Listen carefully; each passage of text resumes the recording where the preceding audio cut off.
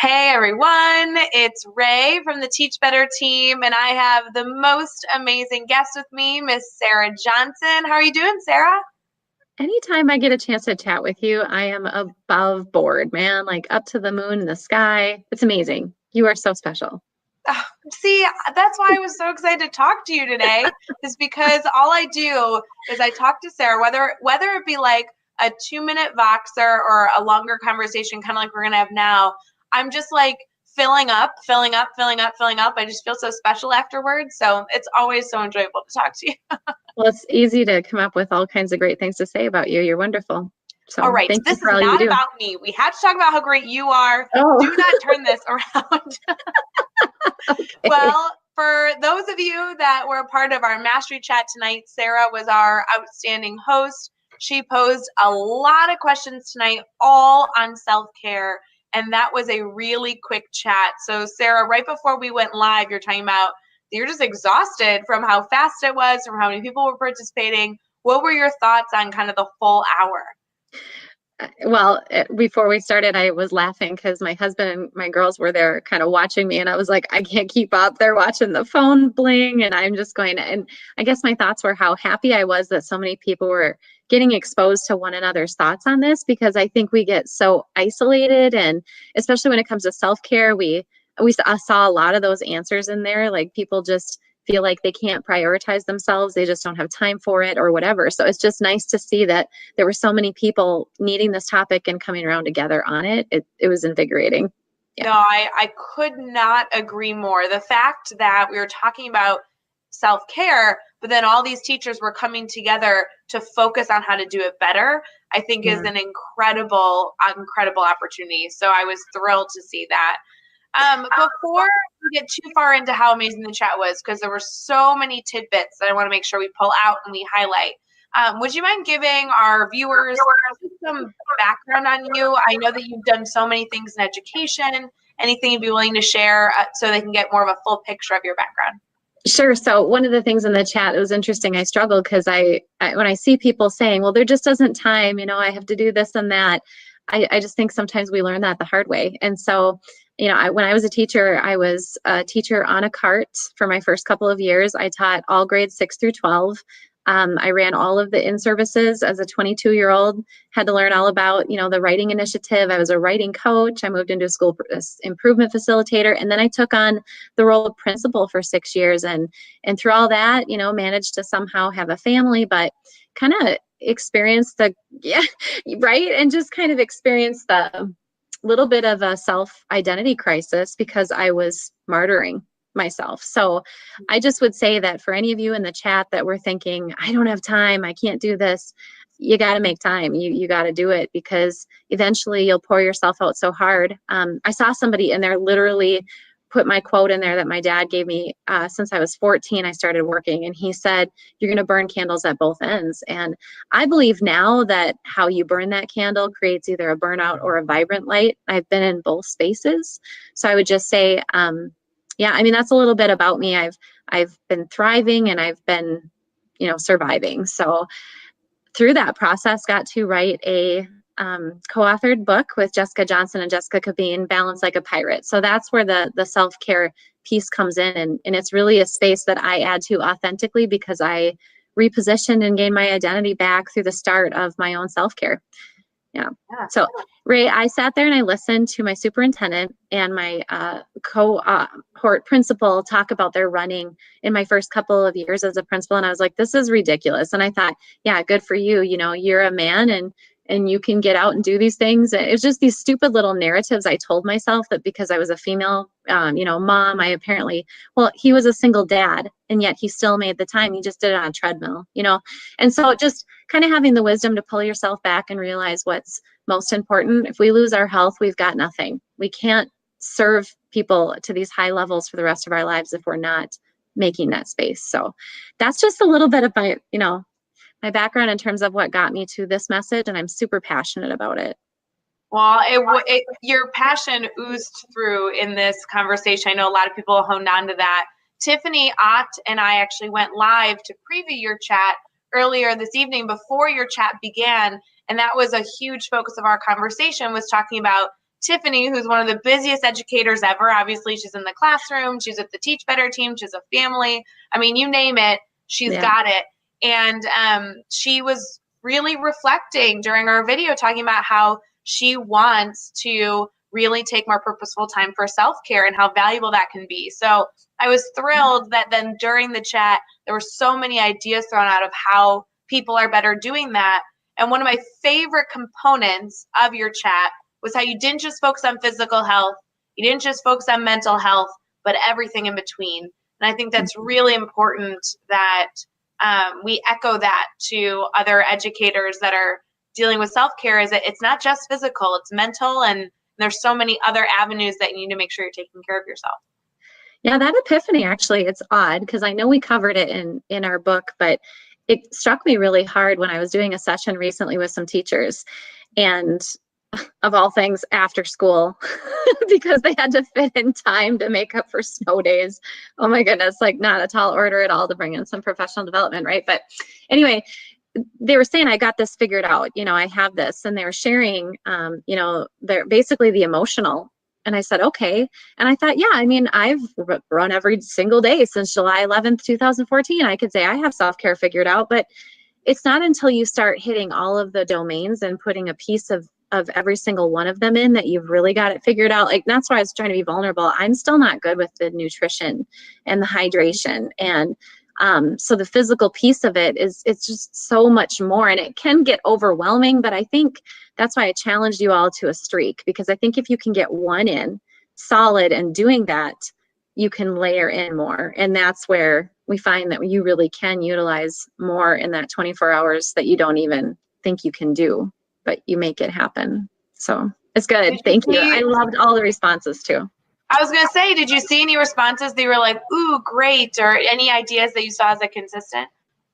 Yeah, I mean, I saw a lot of people talking about actually doing multiple things at once. Like when they walk, they listen to audiobooks. That was a pro tip that I used for a good long while, because that was, or podcasts, I hadn't gotten into podcasts when I was actually doing that. And now for, seeing a lot of people talking about getting out into nature with that physical piece also. But then I loved when we were talking about relationships and that being a form of self-care, and how many people had, like, there was one who said she took every Tuesday talking to her best friend. I'm like, don't ever stop that, because it's too easy for those relationships to get pushed to the side, especially the peripheral relationships that we lose because we are focused so hard on our professional relationships. So absolutely. I value that one. It was really good. Yeah, I had a few tweets I saw through about talking with friends, and I'm still a daughter that talks to her mom every morning. It's kind of like my commute. Aww. And then listening to podcasts in between that. And I was, one of the tweets I sent out was talking about Jeff Gargis, who's on the Teach Better team. I mean, I literally call him 4, 5, 6 times a day with questions. So I'm like, that's how we build our relationship. He still answers the phone. That's a big win. See, that's why I'm so jealous of you too. I want to be in your duo. Let's make it a trio. I can call you, but my questions for him are kind of dorky and lame. They're like, trying to figure out emails, and you'd be great in this mix. We would have such rich discussions with you. Just consider yourself in from now on. That's awesome. Well, and one thing that I don't know if a lot of people mentioned, I saw it kind of through the blazing tweet session where I was like, oh no, I'm 40 behind. Okay, sorry, people. I felt that way too. Oh my goodness. But Voxer, I know that you're connected in Voxer. We've connected through Voxer. And I think, that can be personal connections, but I've found such deep, meaningful relationships in my professional learning network through Voxer. And it's just so nice because I may not be able to have the time to make a phone call connection, and tweet, like a text message just isn't going to do it. Like when I call and sing you happy birthday, right? You need to hear my voice. It was the best message I got on my birthday. And I'm saying that knowing that hopefully everyone I know is watching this video. It was the best. Sarah Johnson sang me happy birthday. It was phenomenal.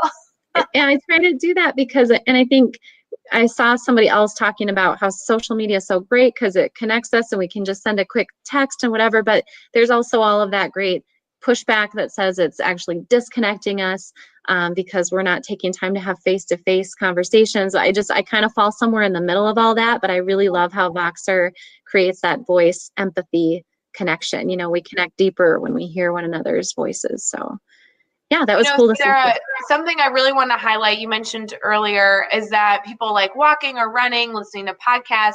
You have an amazing podcast that I want to make sure that anybody listening to this live video, obviously connect with Sarah. She's got incredible value that she provides. You definitely need to connect with her on Voxer, but also you need to go subscribe to her podcast. Sarah, you're doing amazing things with that platform. Would you mind sharing a little bit about your podcast?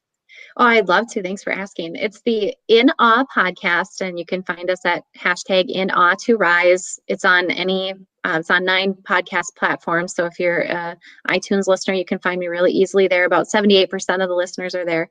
But it's hosted in Anchor. But it's something I started back in December. Ray, you've been an awesome guest on there. But it is amplifying women to empower community. We have a lot of men who listen. It's really that I feature women. We do it in series. This month I'm rounding out. I'm so excited, Ray. You got to listen to this upcoming Monday's episode. It's my last one in the motherhood series, and she's just like not an educator. Most of my guests have been educators, and if anyone is involved in the chat wants to share their story, I'm so happy to amplify. I have series features coming up for In Awe of Faith and In Awe of Entrepreneurs, and specifically, here's the exclusive. I only have 2 people slotted in September. I have 2 slots for teachers. So if anybody would want to be featured in the teacher series, just connect with me. I love amplifying stories, and specifically those of you listening, they're like, I don't have a big platform. I haven't written a book. Good. I want your story. Let's make it be the first time people have heard your amazing life story. So that's really what it's all about, is just, I believe that we all have an important message to share with the world, and I'm so honored to be able to seek the passion of sharing it. So that's the NA podcast. Wow, I love that. And obviously, I'm a huge fan of the podcast. I was flattered that you invited me to be a part of it, and it was really fun to record with you. One of my favorite educators actually watching this live video, and she commented earlier, agreeing with something we were talking about. You need to have Katie Alvarez on your podcast. She is an all-star Teach Better Team family member, so she would be really fun. And then we also have another comment by one of my favorite people talking about how he agreed with your perspective on Voxer and all that fun stuff. So Dan, you're wonderful. Dan was somebody that I've been connected with for a while, but doing our Teach Better Talk podcast recording with him, where he was talking about pamper triggers, still stays in my mind. For those of you that don't know, Dan is the Zen teacher, and he always does such great work as well. So really was up with the theme today.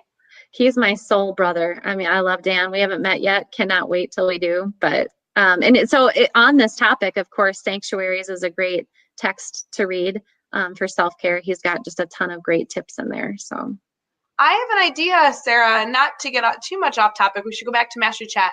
I think you and Dan should meet at the Teach Better conference in November. We probably should. Yep, I agree. I think that would be really cool. I think we should set that up. I agree. Let's make it happen. Well, for those that submitted proposals to the Teach Better conference, you will be finding out very soon, and then you can meet all of us in November over in Akron, Ohio for that amazing conference. So let's go back to Master Chat a little bit, as I'm thinking about the fact that, like you two could meet in November. It could be this big moment. We could live stream it. Anyway, anything else Slow with running the chat that you really enjoyed? Oh my goodness. Just honestly, that self-care challenge at the end, I was just so pumped to see all the people like, okay, this is the time.